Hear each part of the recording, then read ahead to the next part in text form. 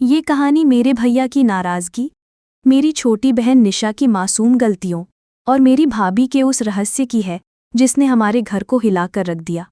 मेरी कहानी सुनकर आपके दिल में एक अजीब सी हलचल मचेगी, आपकी सांसें रुकेंगी और शायद आपके मन में वो गर्माहट जागे जो मेरे मन में भी उस वक्त सुलग रही थी जब मैं अपने परिवार के सच को ढूंढ रही थी।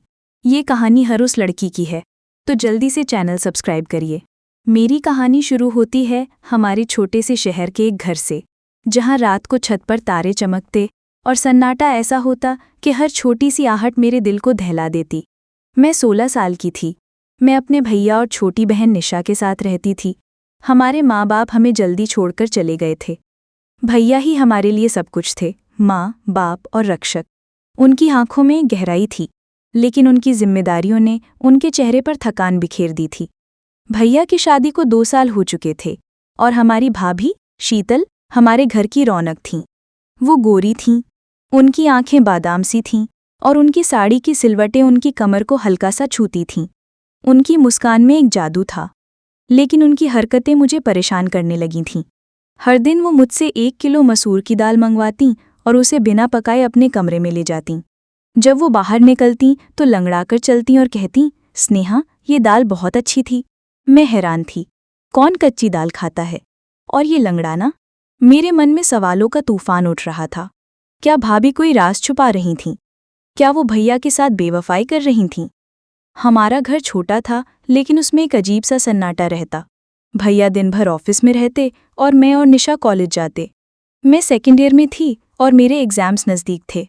निशा फर्स्ट ईयर में थी और उसकी छुट्टियां चल रही थीं। वो दिन भर घर पर रहती और अपनी किताबों में खोई रहती। मैं हर दिन कॉलेज से बस में लौटती और घर पहुंचते ही भाभी मुझसे दाल मंगवाती। उनकी आवाज़ में एक अजीब सी जल्दबाजी होती, जैसे वो कुछ छुपा रही हों। मैं सोचती, ये क्या माजरा है? क्या भाभी कोई टोटका कर रही हैं?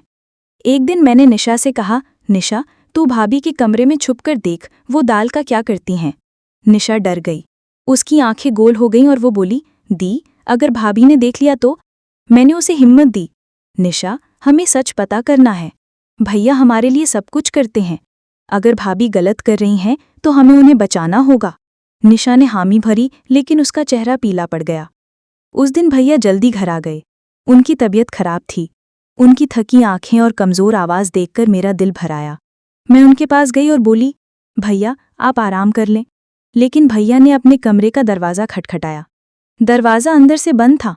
भैया का चेहरा लाल हो गया। वो चिल्लाए, शीतल, दरवाज़ा खोलो। लेकिन अंदर से कोई जवाब नहीं आया। मैं घबरा गई। मेरे मन में अजीब से ख्याल आने लगे। क्या भाभी किसी और के साथ थीं? मैंने भैया को शांत किया, भैया, शायद भाभी सो गई होंगी। लेकिन भैया का गुस्सा बढ़ता जा रहा था। मैंने उन्हें बरामदे में बिठाया और ज़ोर ज़ोर से दरवाज़ा पीटने लगी। भाभी, दरवाज़ा खोलो, भैया की तबीयत ठीक नहीं है। लेकिन अंदर सन्नाटा था, जैसे कोई हलचल ही ना हो। मेरे दिल की धड़कनें तेज हो रही थीं। मैं सोच रही थी, क्या भाभी सच में गलत कर रही हैं? मैं भैया के पास बैठ गई। उनका चेहरा गुस्से से तमतमा रहा था। वो बोले, स्नेहा, तुम यहाँ से जाओ, मैं देखता हूँ। लेकिन मैं उनके पास ही बैठी रही। तभी भाभी का दरवाज़ा खुला और वो लंगड़ाकर बाहर निकली। उनकी साड़ी थोड़ी उलझी थी और उनकी आंखें नीची थीं। उनकी चाल में एक अजीब सी बेचैनी थी, जैसे वो कुछ छुपा रही हों। भैया उन पर चिल्लाए, कमरा अंदर से बंद क्यों था? तुम मेरी बहनों को क्या समझती हो? मैं इन्हें अपनी बेटियों की तरह रखता हूँ और तुम ये सब करती हो? मैं डर गई। भैया का गुस्सा मुझे सहम गया। मैंने आगे बढ़कर कहा, भैया, शांत हो जाइए। भाभी हमारा ख्याल रखती हैं। शायद उनकी तबीयत खराब है। भाभी की आंखों में आंसू थे। उन्होंने मुझे गले लगाया और कहा, शुक्रिया स्नेहा, तुमने मेरा साथ दिया। लेकिन मेरे मन में शक गहरा गया। मैंने भाभी से कहा, चलो किचन में दाल बनाते हैं। भाभी घबरा गईं और बोली, नहीं स्नेहा, मैंने दाल खा ली, बहुत अच्छी थी। मैं हैरान थी। मैंने अपनी आंखों से देखा था कि वो कच्ची दाल कमरे में ले गई थीं। मेरे मन में सवाल उठ रहे थे, भाभी झूठ क्यों बोल रही हैं? रात को मैं पढ़ रही थी, लेकिन मेरा ध्यान भटक रहा था। मेरी किताबें खुली थीं, लेकिन मेरा दिमाग भाभी की हरकतों में उलझा हुआ था। तभी मैंने भाभी को अपने कमरे से निकलकर छत पर जाते देखा। रात के सन्नाटे में उनकी साड़ी की सिलवटें हवा में लहरा रही थीं। उनकी चाल में एक रहस्य था, जैसे वो कोई गहरा राज छुपा रही हों। मैं सोच में पड़ गई। इतनी रात को छत पर क्या करने गई? मैं उनके पीछे जाना चाहती थी, लेकिन डर लग रहा था। छत की सीढ़ियां पुरानी थीं और हर कदम पर एक अजीब सी चरचराहट होती थी। मैंने अपने डर को दबाया और चुपके से सीढ़ियां चढ़ने लगी। लेकिन जब मैं छत पर पहुंची तो भागी वहां नहीं थी। मैंने चारों तरफ देखा, सिर्फ तारे और सन्नाटा। मेरे दिल में एक अजीब सी बेचैनी थी। तकरीबन 1 घंटे बाद भाभी लौटी और उनके चेहरे पर एक अजीब सी थकान थी। उनकी आंखें नीची थीं और उनकी साड़ी की सिलवटें और उलझी हुई थीं। मैं चुपके से अपने कमरे में लौट आई, लेकिन नींद नहीं आई। अगले दिन मैं कॉलेज से लौटी और भाभी ने फिर दाल मंगवाई। उनकी आवाज़ में वही जल्दबाजी थी। मैंने निशा को इशारा किया और वो भाभी के कमरे में छुप गई। मैं दाल लेकर आई और भाभी ने उसे अपने कमरे में ले जाकर दरवाज़ा बंद कर लिया। मैं बरामदे में चक्कर काट रही थी और मेरे दिल की धड़कनें तेज थीं। मेरे मन में सवाल थे, क्या भाभी टोटका कर रही हैं? क्या वो भैया को धोखा दे रही हैं? 1 घंटे बाद भाभी लंगड़ाकर बाहर निकली। उनकी आंखें नीची थीं और उनकी साड़ी की सिलवटें फिर से उलझी हुई थीं। निशा भी बाहर आई और वो भी लंगड़ाकर चल रही थी। मैं हैरान थी। मैंने निशा का हाथ पकड़ा और पूछा, निशा बताओ, तुमने क्या देखा? निशा घबरा गई। वो बोली, दी, भाभी खिड़की से बाहर निकलती हैं, लेकिन खिड़की छोटी है, इसलिए उनके पैर में चोट लगती है। मैंने भी कोशिश की, लेकिन मुझे भी चोट लग गई। मेरी सांस रुक गई। मैंने निशा को कसम दी, ये बात भैया को मत बताना, मैं खुद सच ढूंढूंगी। निशा ने सिर हिला दिया, लेकिन उसकी आंखों में डर था। मैं रात भर सोचती रही, भाभी बेवफाई कर रही थी या कुछ और।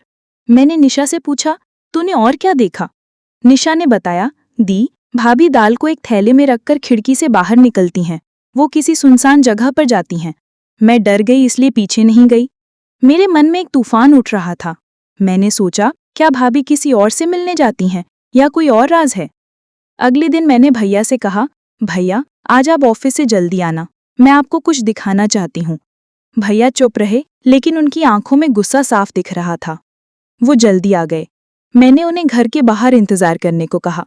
मैंने भाभी को दाल दी और वो अपने कमरे में चली गई। मैंने निशा को फिर से छुपने को कहा और वो भाभी के कमरे में चली गई। मैं बरामदे में बेचैन होकर टहल रही थी। मेरे मन में डर था, लेकिन मैं सच जानना चाहती थी। 1 घंटे बाद भाभी लंगड़ाकर बाहर निकली। उनकी आंखें नीची थीं और उनकी साड़ी की सिलवटें फिर से उलझी हुई थीं।